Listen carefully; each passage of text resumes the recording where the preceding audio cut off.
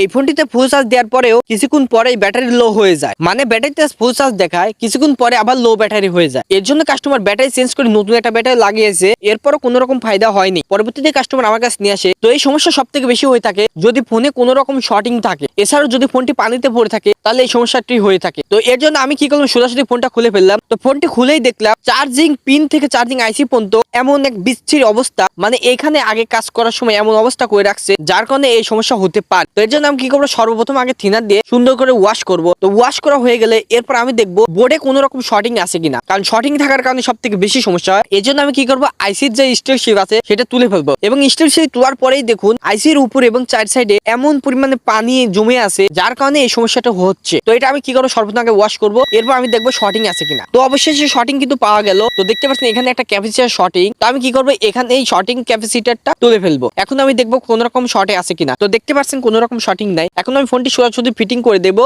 এখন যদি ফোনটি আমি চার্জ দিয়ে ফুল চার্জ করি তাহলে এখন আর কোনো রকম সমস্যা হবে না।